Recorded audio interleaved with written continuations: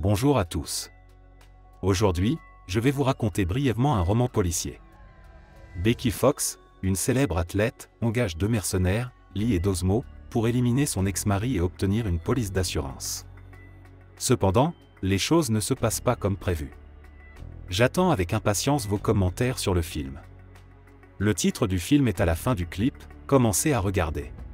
Dès les premiers plans du film, on nous présente Dosmo Pizza, qui convainc son pote de travailler ensemble. Son ami Lee propose de continuer à surveiller la maison, dans laquelle Becky est tourmentée et se réveille d'un cauchemar. Malgré l'offense, la jeune fille permet à son mari nommé Roy de s'allonger à côté d'elle. L'homme commence à harceler avec insistance et à jurer d'être amoureux, mais Becky ne fait que pleurer. Pendant ce temps, Lee et son partenaire décident de s'activer et se rendent en voiture à la maison. Avant d'entrer, Dosmo est visiblement nerveux, mais il essaie de faire semblant d'être un professionnel. L'action se déplace au domicile de Teddy Peppers, qui apprend qu'on veut l'expulser de la maison pour défaut de paiement. La propriétaire dit qu'elle est très contrariée, mais qu'elle ne peut rien y faire. Teddy décide de faire une dernière promenade avec son toutou dans le parc, mais il se retrouve soudain avec un pistolet sur la tempe. L'homme manque de pleurer, mais dit ensuite que le pistolet devrait être chargé la prochaine fois. Avant de partir, Teddy examine son prix du meilleur film, qui lui sert désormais de porte-papier hygiénique. L'action revient à Lee et Dosmo, les copains se sont déjà introduits dans la maison et, après avoir privé les occupants de moyens de communication, se dirigent vers les victimes. Lee injecte des somnifères à Becky, puis décide de parler au conjoint de la jeune femme. Roy a 1 minute pour répondre honnêtement à 3 questions, faute de quoi il risque de connaître une fin pas très agréable. Tout d'abord, Lee montre à l'homme une photo de la jeune fille et lui demande comment elle s'appelait. Il informe ensuite l'homme qu'Helga a déjà quitté le monde et lui pose la question suivante, Becky était-elle au courant de ses affaires secrètes? Dans les 16 dernières secondes, Lee pose la question ultime. Helga a-t-elle communiqué avec un homme au sujet de la Corée du Nord? Roy ne veut pas l'admettre et essaie de faire semblant de ne rien savoir. Mais à la dernière seconde, il l'admet. L'action se déplace vers un homme riche qui se plaint à Suzanne Parrish de ses échecs et lui demande d'annuler ses projets pour qu'elle puisse nourrir son chien. Alan Hopper sort de la voiture, mais se heurte désagréablement au rétroviseur latéral. En proie à la douleur, l'homme tombe pratiquement sur la route et demande au gars à la sortie du club de l'aider. Buck arrive au cri de l'homme et emporte Alan. Il est suivi par des insultes, car il s'avère que l'homme a volé la voiture. Pendant ce temps, Teddy, qui se promène avec son chien, rencontre un homme qui travaillait sur ses films. L'inconnu se moque sournoisement du réalisateur en disant que ses films sont des échecs. Nous apprenons également que la femme de Teddy l'a quitté et que le chien qu'elle lui avait donné et qu'elle avait amené au tournage en tant que chiot a déjà quitté le monde, et que celui-ci n'est qu'une copie d'elle. L'inconnu s'en va, laissant Teddy seul, bouleversé et humilié. Le lendemain, Taylor passe un bon moment dans un salon de massage. La masseuse flirte légèrement avec lui, mais l'homme sourit et décide de partir. Retourne à la voiture de son partenaire Alvin Strayé et l'induit légèrement en erreur en lui disant qu'il s'agit d'un salon de massage ordinaire. Mais son partenaire n'est pas de cet avis, il est persuadé que l'endroit devrait être fermé, et la masseuse a peut-être juste deviné qu'il y avait un policier en face d'elle. Tente de parler à son ami et lui demande pourquoi il a tant de préjugés à l'égard des Asiatiques. Mais Alvin répond agressivement qu'il ne permettra pas qu'un tel endroit existe dans la vallée, parce qu'il est né et a grandi ici. Pendant ce temps, Dosmo discute avec son partenaire et se demande comment il en sait autant, sur les Coréens, les espions, son départ du service et son travail passé. Lee répond en souriant que ce n'est pas tout ce qu'il sait. Lorsqu'il atteint le terrain vague, l'homme tue son partenaire, lui donne des substances illicites et met en marche le minuteur de l'appareil qui se trouve dans le coffre. Après avoir terminé le travail, Lee saute dans la voiture avec Helga, qui s'avère être vivante, et après avoir embrassé la jeune fille, il quitte la scène du crime. Soudain, Dosmo dévale la falaise, il a été sauvé grâce à son gilet pare-balles, et il est très amusé par ce qui s'est passé. Alan, accompagné de Suzanne, arrive à la maison où se trouve Dosmo et donne des ordres étranges à la jeune fille, sentant qu'il est extrêmement épuisé par la chaleur et l'incident désagréable. La fille veut amener le chien, mais il s'avère qu'elle est menacée par Dosmo. L'homme lui demande de lui donner les clés de la voiture, ce qu'Alan accepte. Dosmo veut s'enfuir, mais il y a des policiers près de la maison, alors il reste à l'intérieur et décide de se faire à manger. Pendant ce temps, dans la chambre, Lee discute du fait que les gens ne respectent pas 1 minute de leur vie, et qu'ils n'y pensent que si leur vie n'en dépend pas.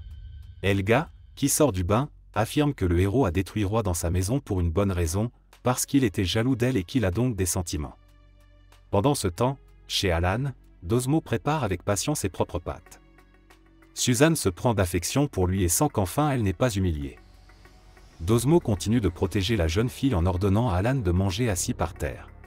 En se réveillant, Becky remarque que Roy, à côté d'elle, est parti dans l'autre monde et descend en criant. Pendant ce temps, Alvin, toujours irrité, continue de dire à Wa comment il doit agir pour faire fermer le salon de massage. Taylor continue de résister et dit à son partenaire qu'il a toujours rêvé d'être détective, pas de fermer des endroits comme celui-ci. Soudain, Becky apparaît devant la voiture. Pendant ce temps, Teddy se rend dans un endroit pittoresque et décide d'y mourir. La seule chose qui le tourmente est de savoir à qui laisser son chien. L'apparition inattendue d'une femme redonne espoir à Teddy, qui demande à prendre l'animal. Audrey lui raconte qu'elle a été la seule à rire du film du réalisateur, que les autres considéraient comme un échec. Ces mots réchauffent l'âme de Teddy. La femme accepte de prendre le chien et s'apprête à partir, mais elle invite inopinément le réalisateur du film à faire un tour avec elle pour voir à qui elle donnera l'animal. En compagnie d'Audrey, l'homme arrive à la maison d'Alan. Dosmo est très inquiet et essaie de trouver un moyen d'éviter d'être démasqué et de ne pas laisser entrer les invités dans la maison.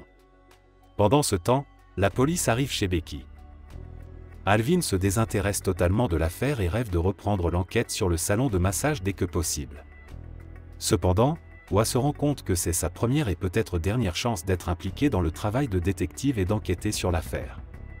Un homme trouve un emballage de tabac et se demande s'il n'a pas été laissé là par son mari. Becky lui répond que Roy n'a pas fait une telle chose et Wa se rend compte qu'il s'agit d'un bon indice. Taylor soupçonne la jeune fille d'être impliquée d'une manière ou d'une autre, mais Alvin conseille à son partenaire de ne pas jouer au grand détective. Pendant ce temps, Suzanne tente d'appréhender Teddy et Audrey, ce qui lui vaut un comportement très étrange. Dosmo enfile un costume et demande à Alan comment on peut être aussi malheureux avec autant de richesse. Hopper lui répond qu'il n'est pas né avec une cuillère en or et qu'il a tout gagné lui-même. Pendant ce temps, Becky discute avec l'inspecteur Duck et lui dit qu'elle attendra avec impatience des informations sur l'affaire. L'athlète est récupéré par son ami. Une fois dans la voiture, Becky accuse Helga et lui demande pourquoi il était nécessaire de détruire Roy dans sa maison si ce n'était pas le but de l'affaire. En apprenant que l'argent de l'affaire se trouve dans la maison sur laquelle porte l'enquête, la blonde devient folle de rage. Teddy parle à Audrey et tente d'en savoir plus sur Alan et son ami qui a perdu la vie au Vietnam. Becky apprend de Lee qu'il a l'intention de prendre son argent et que tout le blâme retombera sur leur complice, qui n'est plus là, donc pas d'inquiétude à avoir. Suzanne signale qu'Alan est sur le point de descendre. Dosmo sort avec lui et l'informe qu'il prend tout le monde en otage et qu'ils devront se rendre dans un endroit ce soir. Le soir, Wa observe avec tristesse les hommes qui sortent du salon de massage, tandis qu'Alvin écrit dans son album des félicitations pour le premier anniversaire de son fils, après quoi il range un pistolet à eau dans une boîte et relit la lettre une fois de plus. Il s'avère qu'il est devenu inéligible au service de police et qu'il doit rendre l'emblème dans les 48 heures. Pendant ce temps, Becky et Helga s'affrontent au sujet de Roy. La sportive parvient à s'emparer d'une arme et blesse son adversaire, qui s'enfuit ensuite de la pièce. Mais Helga n'abandonne pas et tente de désarmer la fuyarde. Les inspecteurs examinent la chambre de Becky. Doug pense que son obsession de la victoire n'est pas si grave, après tout, c'est une athlète. Soudain, Lee apparaît devant la maison et entre discrètement à l'intérieur. Le partenaire de Doug est troublé par un étrange grincement et décide d'aller voir ce qu'il en est. Lee élimine la fille et monte à l'étage, où il détruit le second détective. À l'aide de la clé, le mercenaire ouvre le coffre-fort et compte ses gains pour la destruction de Roy. Son triomphe est interrompu par un coup frappé à la portée. Pour ne pas éveiller les soupçons d'un témoin quelconque, Lee prend l'insigne de l'inspecteur Duck. Il s'avère que Wa a décidé de visiter la maison pour partager ses réflexions sur la tragédie. Taylor rapporte que Becky est peut-être impliquée dans l'affaire et qu'elle sait qui a abattu Roy. Lee ne laisse pas le jeune détective autodidacte aller plus loin et cache une arme dans son dos. Wa, quant à lui, fait part de ses soupçons. Roy et Becky étaient divorcés, mais la jeune fille devait payer une pension alimentaire, ce qui ne devait pas lui plaire. Lee propose à l'homme de les aider dans leur enquête et de se rendre au laboratoire. Ayant affaibli la vigilance de Wa, le mercenaire lui met un pistolet sur la tempe, quand soudain il aperçoit Helga blessée par la fenêtre. Au lieu d'achever le flic, Lee se contente de l'assommer et tente de savoir ce qui est arrivé à la jeune fille. Pendant ce temps, Dosmo escorte ses otages hors de la maison et leur demande de se dépêcher. Soudain, Teddy déclare qu'il n'ira nulle part. Dosmo commence alors à menacer Audrey, et son idée fonctionne, car le réalisateur accepte de partir, mais croit le criminel sur parole qu'après avoir quitté la vallée, il les laissera tous en liberté. Mais un nouveau problème se pose, Alan souffre de calculs rénaux et il lui est contre-indiqué de s'éloigner de chez lui. Malgré les supplications d'Audrey, Dosmo se contente d'éteindre Hopper et de dire que plus rien ne le dérangera. Pendant ce temps, Helga demande à Lee de l'emmener à l'hôpital, mais l'homme lui répond qu'il ne peut pas le faire. Après avoir embrassé sa maîtresse, le mercenaire la menace d'un pistolet et s'excuse de la tournure des événements.